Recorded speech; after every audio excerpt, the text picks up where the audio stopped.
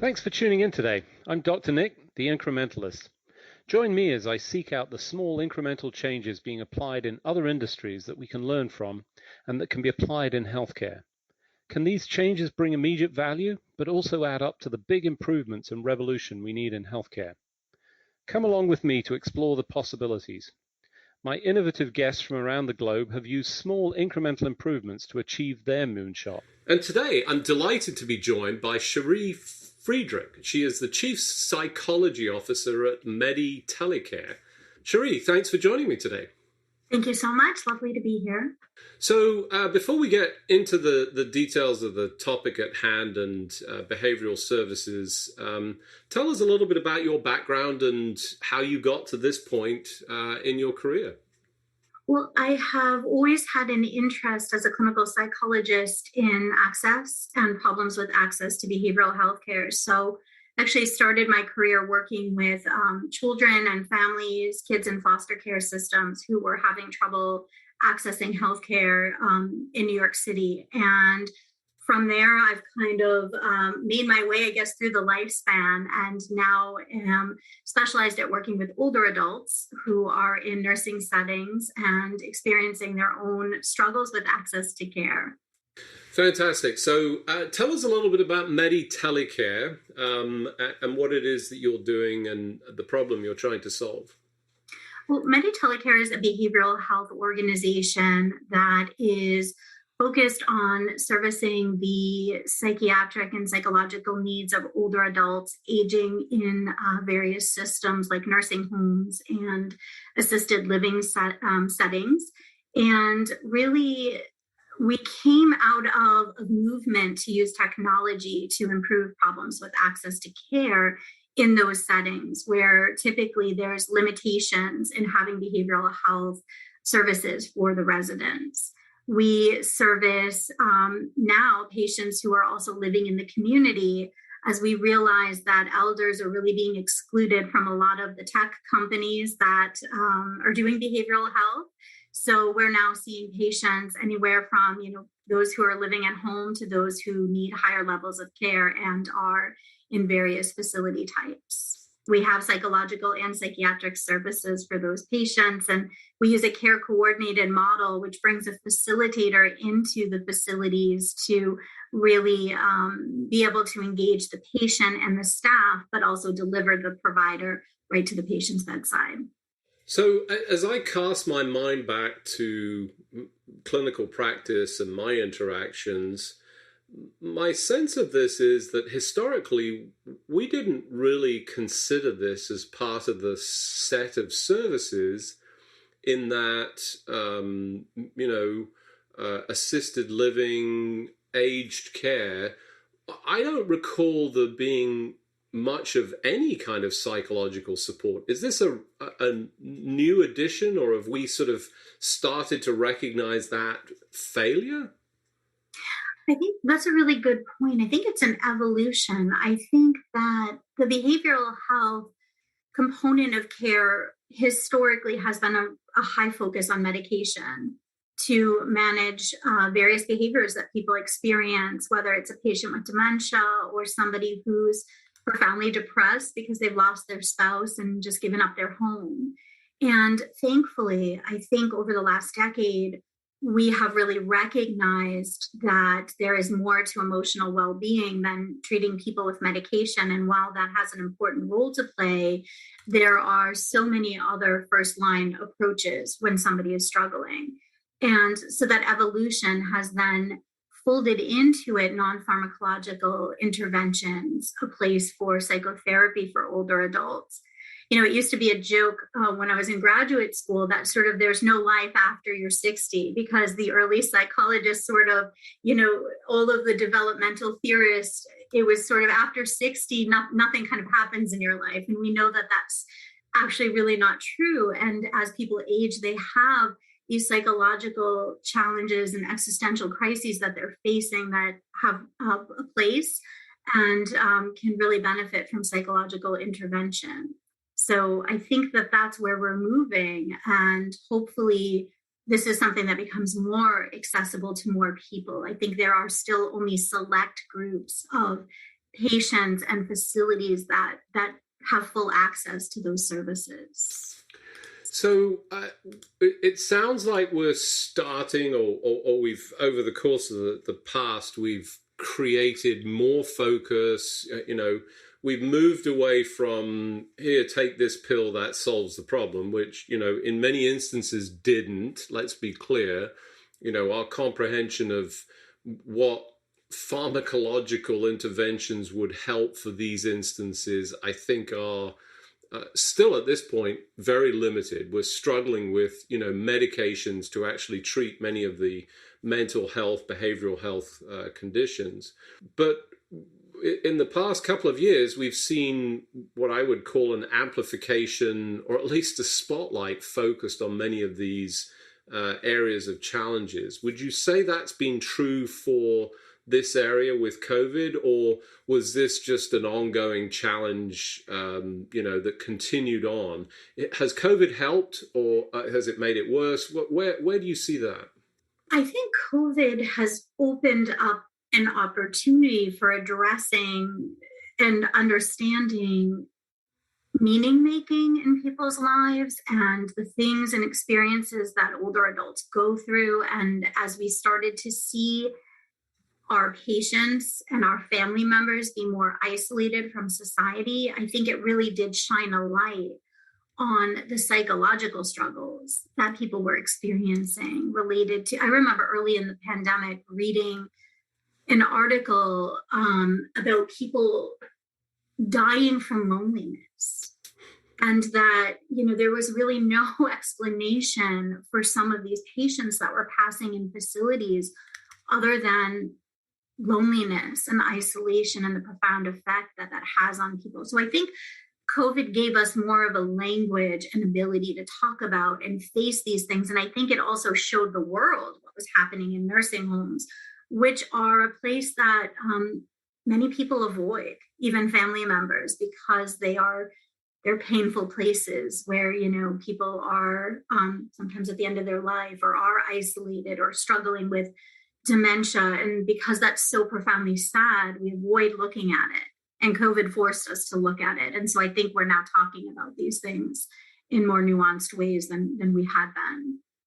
So I put that in the good news column, let's be frank. And, that's a challenge. I say this every time when I talk about good news from COVID, because it was such a devastating impact on our world. But, another silver lining was the spotlight, the focus on this, and, the recognition that there's this whole activity that takes place in this aftercare, these assisted living facilities that, as you rightly point out, people avoid. I think, I wouldn't be wrong in saying that nobody wants to end up there. They want to end up in their own home. That's not always possible. We've got challenges in achieving that. And clearly there's a failure or an opportunity, as you describe it, to deliver better services there. How do we do that, given that, my understanding is we've got limited resources in this space? Well, I think that's the magic question.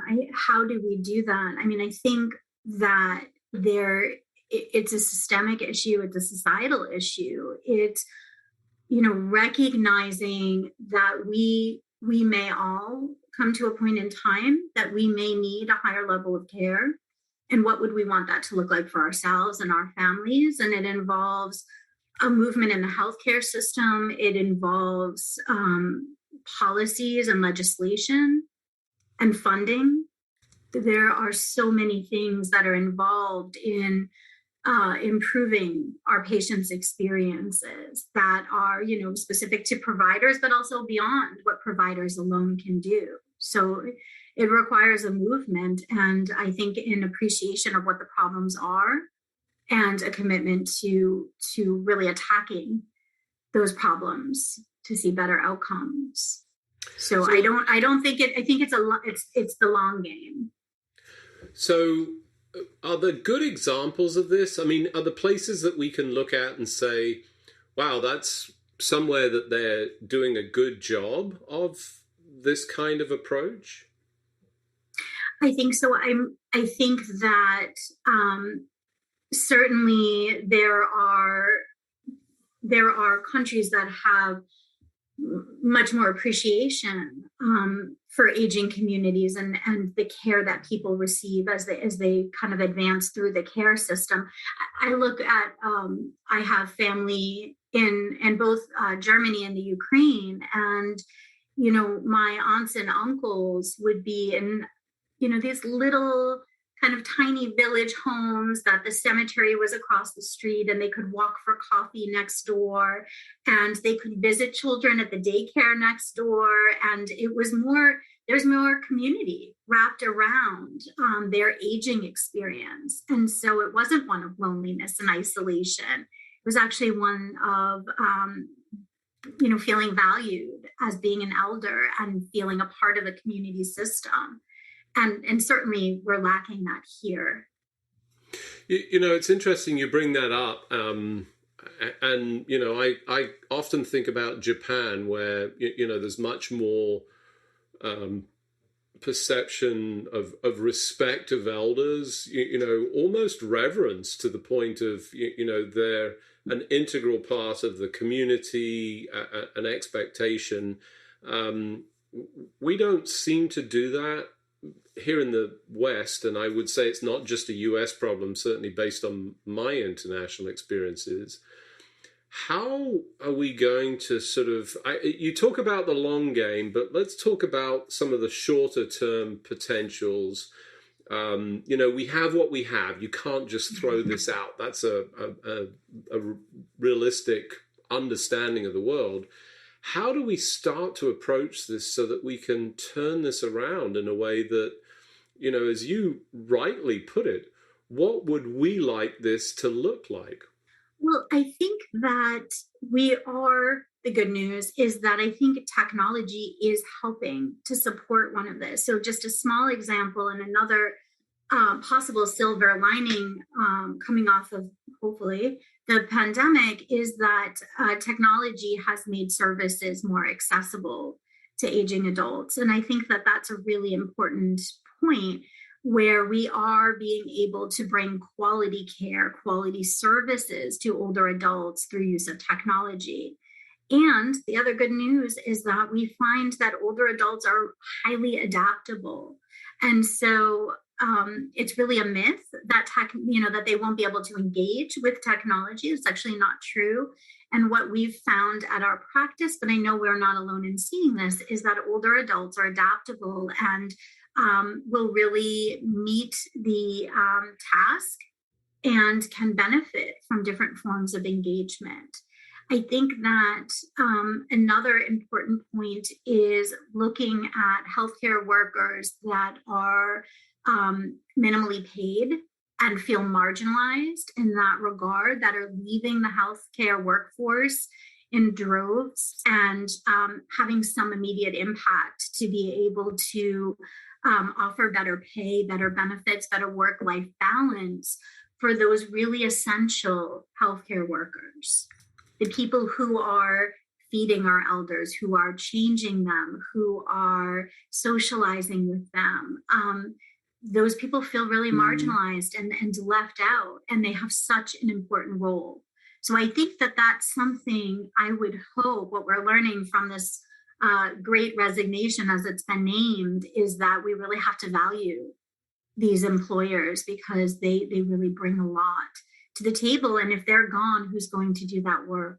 So for those of you just joining, I'm Dr. Nick, the Incrementalist. Today I'm talking to Sherie Friedrich. She is the Chief Psychology Officer at Medi Telecare. We were just talking about, the value of all of these people, and you're talking about those supporting infrastructure that do, all of this incredibly valuable work. And, it reminded me of, all of the folks that we suddenly realized were essential to us, like people in the supermarkets that were stocking shelves, that I would my own personal experience would suggest that I probably didn't even notice. I think we failed to take and pay attention, folks that contribute. But I want to go back to something else that you talked about and, just amplify this, that the idea that adults can't change, we're not able to, it is completely and utterly unfounded. And the data point that I have is around technology. They are certainly have been one of the fastest growing groups to adopt portable or, technology that essentially surrounded us, and individuals sort of looked at and said they're not able to access the iPhone or the iPad or these tablet devices, and it was small changes that made a difference to that. Using your finger can be difficult for some of them. Actually providing a little pen with those little soft rubber tips made a huge difference for my own mother, who was elderly, and it was more about just a functional thing, but she was a dab hand. And, as you rightly point out, we've got a positive around this. So this is bringing technology, I guess, some kind of telehealth that expands that. What are the services that we need to bring to bear and the technology that's going to start to make this difference? Well, from a behavioral health standpoint, I think the services are really intensive individualized psychotherapy, of course, and having access to that on a very consistent basis. Just like somebody like you or I, if we went into an outpatient psychotherapist, we would, we'd probably want to meet weekly or twice a week, and we would want consistency of provider and routine. That is just as important to a 70-year-old woman in a nursing facility. So making sure that we have the providers, making sure that we have the technology to support that. We know technology breaks down the geographic barriers, so it's much easier to bring the providers to the patient. I think things like cognitive care planning, which was really heavily emphasized and supported through the American Alzheimer's Association, as recognition that our older patients who develop cognitive problems are going to need more support and more in-depth specialized care planning. Luckily, that has been advocated for and is now something supported by CMS, so we can give patients that really good care and these additional services. Things like group therapy in nursing facilities, where patients can really share and learn from one another, can be very therapeutic and healing. And then really improving the ways that we measure outcomes and look at the work that we're doing. Again, just like in any other healthcare setting, not just sort of subpar care or good enough care, but really striving for excellence for the patients that we're servicing. Those are the things that I really am pushing for at my organization, but would like to see on a more widespread basis when we talk about behavioral health care for older adults. I think, some great concepts and ideas of, small things that we can do. Underlying to all of this is just for me, one of the big challenges, and that's resources. So technology can expand, but do we have the resources available? Are the professional capabilities and the individuals coming into this area to support this? Well, that's a struggle. So it's something technology helps us to overcome, but I do worry about the future in terms of new people coming into the field to deliver these services. We know that there is a significant shortage of behavioral health specialists, and that is continuing to grow. And so that is so important. And it's a part of the conversation, a part of the issue, quality education at affordable prices for people who want to go into this field and don't want to come out with, $500,000 in student loans. So this is it's another systemic issue that's really important to address. So we have resources. but we need more resources. And that's very evident in what we're seeing just across the landscape, not just for this patient population. And then, of course, working with adults, it is a specialized area of focus. So that just really narrows your population of, providers who can, will, and want to provide these types of services. So we definitely need more people who are interested in geriatrics, more people who are interested in geriatric behavioral health. That is definitely a shortage in the field. So we're struggling with individuals coming in. We've got a failure to sort of I guess attract. It sounds like some of this is a financial issue. Clearly, we need some focus and attention on that. The other area that always strikes me around this, particularly as soon as you mention technology as a supporting act and whatever, is that it raises the challenge of health equity for those individuals that have historically been underserved. We shone another spotlight on it and people go, how do we address that? I mean, there seems to be this failure in delivering an equitable, we've got the solutions, they're not evenly distributed. That's absolutely true. I think that one pathway, one opportunity is really looking at rural healthcare needs, because we know that in our rural communities, it is challenging for people to access these kinds of services, and equity is largely woven into that problem with access. I think also making technology available to wider ranges of people who may not be able to afford technology or may not be able to easily access a telehealth visit. But that's something that we really should be addressing, because I think that it starts there. If somebody has the technology and that infrastructure, it becomes a lot easier to access care. I mean, certainly we were aware of that through the pandemic, where I think probably 90% of my interactions with my primary care physician were through my smartphone. But for people that don't have access to a smartphone, they don't have the internet, it's really problematic. And many of the organizations that cater towards that patient population, like community mental health centers, are just under siege. They're understaffed. They have too many patients sometimes to care for. The waits are very long, and so it makes it very hard for those patients to be seen at all. So we've challenged our society with what is essentially subpar care for our elder population across many dimensions. We're challenged with a shortage of professionals. We've got some technology that can help address it, but it creates some equitable challenges for people that are failing to access that care. Given all of that, and the fact that, this is not just somebody else's problem, this is all of our problem, because ultimately we all age. Yes. What are you excited about in the future? Where do you see this all going? Well, what I'm really excited about is the idea that we are going to help people age in a more healthy and wellness-centered manner.